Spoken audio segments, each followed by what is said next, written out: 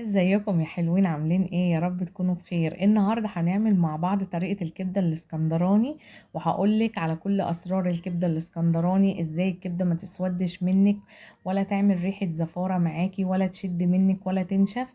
تابعي بقى معايا الفيديو ده علشان تعرفي كل اسرار الكبدة. ولو اول مرة بتشوفيني انا مطبخ يسرا، اعملي اشتراك ولايك وفعلي الجرس عشان يوصلك مني كل جديد. هنا معانا نص كيلو من الكبدة، انا كنت حطاها في مصفى وعصر عليها كده نص ليمونة ومقطعاها صغير. انا كنت جايباها على بعضها كده وقطعتها صغير وعصرت عليها نص ليمونة.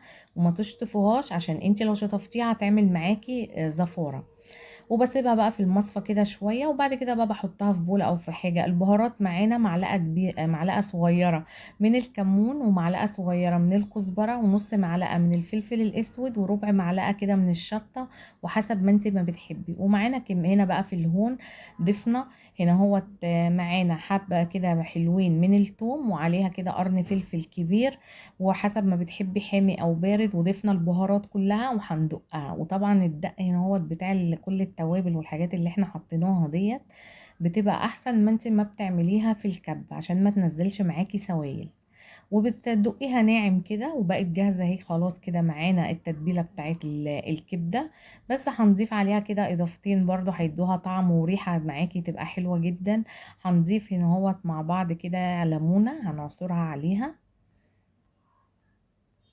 لو جربتوا زي ما قلت لكم الطريقه دي تحفه تحفه، وان شاء الله حلوه قوي وهتعجبكم. وبعد كده هنضيف عليها بقى المكون التاني، هنضيف عليها هنا هو معلقه خل كبيره وهقلبهم. وبعد كده هنضيف مع بعض الملح، ما ننساش طبعا الملح، والملح طبعا بيبقى حسب الرغبه بتاعتك. او هنضيف مع بعض الملح وهقلبها بقى. وكده التتبيله بتاعتنا بقت جاهزه.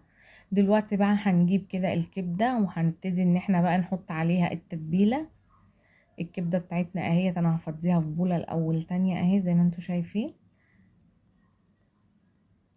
بصوا، وانا بحطها معاكم الطبق ولا فيه دم ولا فيها اي حاجه، عشان انا حطيتها في المصفى وعصرت عليها ليمونه او نص ليمونه كده بالكتير، يعني تعصريها عليها. وهنضيف كده اهوت بقى معلقتين مليانين كده صغيرين من التتبيله بتاعتنا اهي زي ما انتوا شايفينها على الكبده. والباقي دلوقتي هقول لكم هنعمل بيها ايه. وهتقلبيها بقى كويس، حابه تركنيها شويه كده تعمل من التتبيله بتاعتها، ممكن على طول على النار مفيش اي مشكله. هنا بقى في الطاسه كده، وهنضيف هنا كميه زيت حلوه كده زي ما انتوا شايفينها. وهسيب الزيت لحد ما هيسخن معايا. والتتبيله اللي قلت لكم هنعمل بيها ايه دلوقتي، هنضيف بقى كده معلقه منها كده ايه زي ما انتوا شايفين كده هوت في الزيت بعد ما سخن معايا.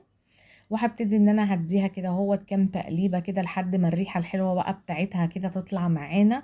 يعني الزيت التتبيله كده وهي محطوطه في الزيت بتدي للكبده طعم وريحه تحفه. الريحه بتاعتها والله ما كنتش قادره اوصف لكم على جمالها، كانت عامله معايا ازاي، كانت قلبة الدنيا. هنا بقى الريحة كده بتاعت التتبيلة بتاعتنا طلعت كده معانا وظهرت. هنا هنبتدي بقى ان احنا نحط مع بعض الكبدة، ومش هنحطها مرة واحدة. ما نحطهاش مرة واحدة ليه؟ علشان الزيت بتاعنا ما يبردش وتنزل السوائل بتاعتها وتنشف منك وتشد.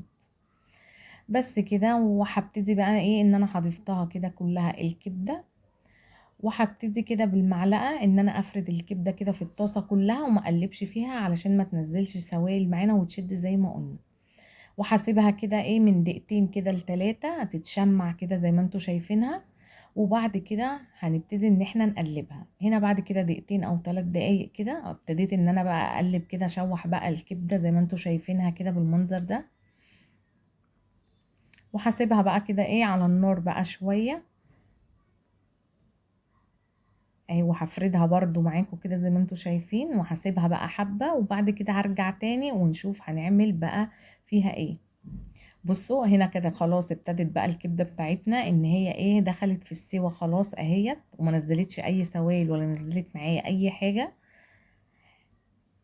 بصوا شكلها، هوريكي بقى دلوقتي شكلها. بصي اهيت.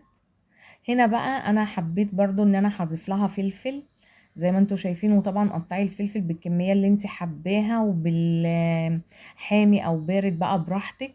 وهحطه كده اهوت بقى على الكبده. يعني اول ما ده هتبتدي ان هي تخش معانا في السوا، نضيف لها بقى الفلفل. ما حطيناش الفلفل ليه من الاول؟ علشان متهراش كده في الكبده، ويبقى باين كده معاكي، ويبقى برضو ليه طعم معانا في الكبده. وهنديها تقلبتين كده اهوت بالفلفل زي ما انتوا شايفين. بصوا الجمال، بصوا اللون بتاعها، وما اوصفلكيش برضو الريحه عامله ازاي. كده بقى خلاص الكبده بتاعتنا بقت جاهزه معانا. هبتدي كده ان انا هضيفها في الطبق زي ما انتوا شايفينها.